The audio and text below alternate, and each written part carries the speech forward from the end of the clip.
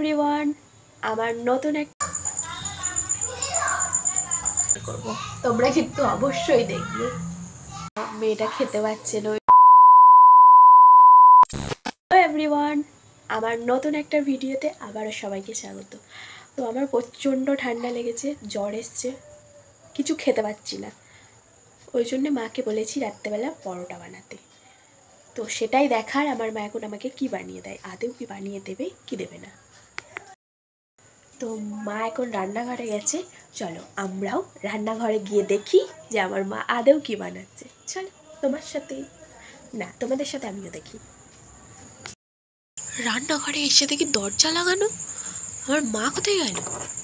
হ্যাঁ, দেখি এখানে আটা মেখে রেখে গেছে, কিন্তু আমার মা কোথায় গেল?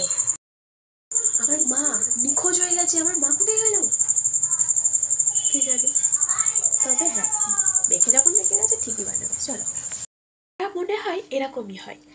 আমি শুধু একবার মুখ ফুটে বলেছি, মা কিন্তু মানে বানিয়ে দেওয়ার চেষ্টা করছে, মানে বানিয়ে দেবে বলেছে। অ্যাকচুয়ালি মারা তো এরকমই হওয়া উচিত না, কিন্তু একবারই বলেছি। তো দেখতে পাচ্ছে যে মেয়েটা খেতে পাচ্ছে না, ওই জন্য কিন্তু একবার বলাতে কিন্তু যাই হোক বানাবে তো বলেছে। দেখা যাক, এখন মাখা যখন আছে বানাবেই। প্রচণ্ড ঠান্ডা লেগেছে আমার। মাকে খুঁজতে এসে তো মাকে পেলাম না। মা থাকলে মাকেই বলতাম যে একটু কড়া করে আদা দিয়ে মানে চা বানিয়ে দিতে। তো মা যখন নেই, নিজেকেই বানিয়ে খেতে হবে। তো তোমাদের সাথে আজকে আমি একটা চায়ের রেসিপি শেয়ার করব, তোমরা কিন্তু অবশ্যই দেখবে। তো চা বানাতে গেলে সবার আগে যেটা করতে হবে, গ্যাসটাকে অন করে নিতে হবে। অন করে নিতে হবে, হাতে তাপ লেগে না যায় তাই কমিয়ে নিতে হবে। তারপরে এই যে এরকমভাবে দুধটাকে বসিয়ে দিতে হবে। তারপরে দুধটা ফুটাতে হবে, অপেক্ষা করতে হবে আমাদের এখন। তো দুধটা ফুটে যাক, তারপরে আবার আমি দেখাচ্ছি। দেখতেই পাচ্ছ ফুটে গেছে। এবার যেটা করতে হবে, যে যেরকম মিষ্টি খাও সেরকম চামচে করে চিনি নিয়ে দিয়ে দিতে হবে। যে যেমন খাই, আমি একটু বেশি চিনি খাই তাই আমি একটু বেশি চিনি দিচ্ছি, তোমরা কম খেলে কম চিনি দেবে। তো চিনিটা দেওয়া হয়ে গেল আমাদের। এবার যেটা করতে হবে, এবার একটা আইসক্রিমের কোটোতে আমাদের চা থাকে, চাটাকে নিতে হবে, দিয়ে এর মধ্যে চাও দিয়ে দিতে হবে। চাটা একটু বেশি করে দিতে হবে, কারণ একটু কড়া করে হবে, যেহেতু একটু তেতো তেতো হলে বেশি ভালো লাগবে।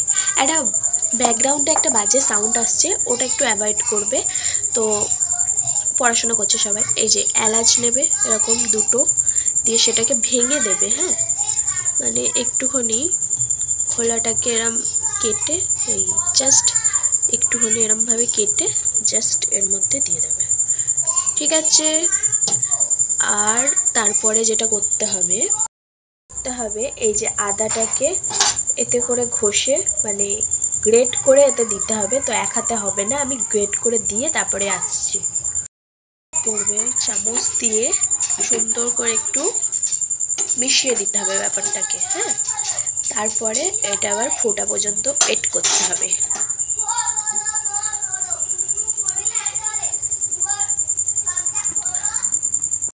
দেখতেই পাচ্ছ চা কিন্তু কমপ্লিট। জানি না কতটা কালার বোঝা যাচ্ছে, কিন্তু কালার কিন্তু হয়েছে, কিন্তু জানি না কেন ফোনে কালারটা একদম বোঝা যাচ্ছে না। তো তারপরে যেটা করতে হবে, চা কমপ্লিট হয়ে গেলে এরকম একটা ভাঙা কাপ নিতে হবে, ভাঙা ছাঁকনি নিতে হবে। তারপরে ফোনটাকে ঘুরিয়ে নিই, তারপরে এটাকে নামিয়ে এর মধ্যে ঢেলে নিতে হবে। ব্যাস, চা কিন্তু আমাদের একদম রেডি। এবার খেতে হবে। একটু বেশি হয়ে গেছে চাটা, অসুবিধা নেই, খেয়ে নেবো। চা নিয়ে চলে এসেছি, প্রচণ্ড ধোঁয়া হচ্ছে, তো এখন খাওয়া যাবে না, প্রচুর গরম। যেহেতু আমার ঠান্ডা লেগেছে তাই আমি ফ্যানও চালাইনি। তো দেখতেই পারো তোমরা যে আমাদের ফ্যান কিন্তু বন্ধ, কারণ আমার প্রচণ্ড ঠান্ডা লেগেছে। আর আমাদের ঘরে কোনো এসি নেই, সেটা তোমরা জানো, গরিব শরীফ। তো আমি এখন চাটা ট্রাই করে দেখবো যে সত্যি ভালো হয়েছে কিনা।